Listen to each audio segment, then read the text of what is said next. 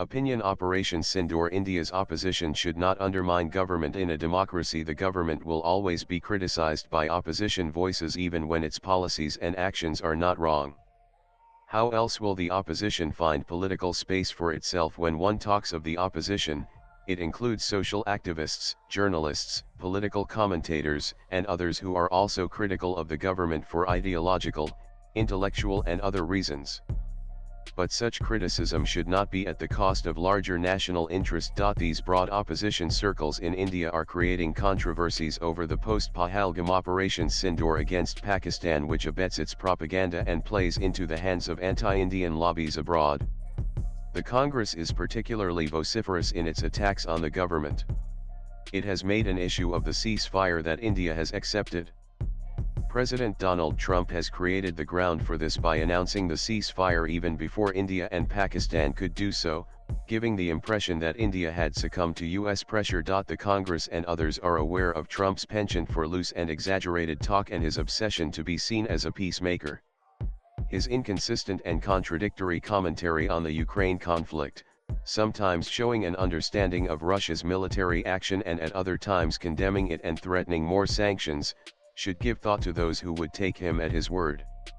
Why engage in distasteful rhetoric of the Narendra surrender kind? That the US intervened diplomatically with India and Pakistan to avoid an escalation of the conflict was to be expected given decades of US involvement in the subcontinent largely in favor of Pakistan, as well as concerns about the implications of nuclear-armed and increasingly radicalized Pakistan's military defeat. That could raise the possibility of an eventual breakup of Pakistan, as the army is seen as the glue that binds the country together. With the independence movement in Balochistan and the violent activities of the TTP from Afghan soil, these concerns must have become sharper.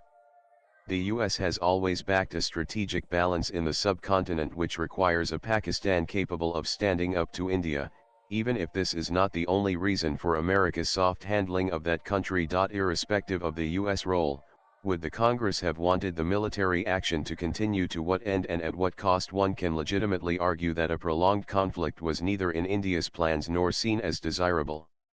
India had wanted to teach Pakistan a hard lesson, convey that it would no longer tolerate terrorism directed at India, and that it would not be deterred from taking condign action despite Pakistan possessing nuclear weapons. This is in addition to diplomatic steps, the most important being holding the Indus Waters Treaty in abeyance, which gives India a handle on Pakistan like none other. In fact, this step gives us a grip on the jugular vein of Pakistan. India had no reason to keep escalating the conflict unless compelled by Pakistan to do so. India cannot, however, ignore that Pakistan is an irrational country, irrational in its emergence based on religion and then losing half of its territory because religion was not a sufficient glue. The fact that a huge number of Pakistan's co-religionists remained part of India added to the irrationality of its creation. Pakistan's military adventures against India, as well as its recourse to terrorism as an instrument of state policy for decades against a much stronger neighbor, have been part of its irrational behavior. So is its desire to maintain military parity with India despite the precariousness of its economy. Pakistan talks loosely about its readiness to use the nuclear option and claims to have developed tactical nuclear weapons for that purpose, which too is irrational. Pakistan is not learning from Russia's case, which notwithstanding its formidable nuclear arsenal is unable to use its existence to prevent NATO from waging a proxy war against it. To top all this, Pakistan now has a military chief who is a rabid India-hating Islamist. After a military drubbing received from India, he has convinced the country that Pakistan scored a victory over India, which supposedly justifies his self-elevation to the rank of a field marshal. In view of all this, India cannot dismiss offhand entirely the dangers of an uncontrolled spiral in military escalation. Our Chief of Defence Staff CDs in his public comments at the recent Shangri-La dialogue at Singapore has given credit to Pakistan that in the recent conflict there was no irresponsible nuclear signalling on its part. One can say that Pakistan had no need to do so, as we had made it clear at the very start that our target was not the Pakistani military but the country's terrorist infrastructure. In other words, a readiness to de-escalate after the initial blows seemed a part of our overall strategy.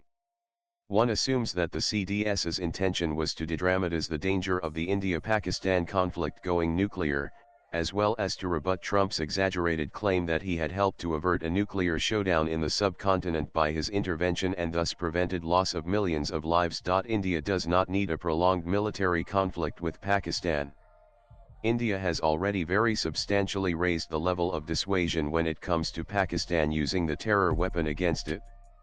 This is enough from our point of view for the time being.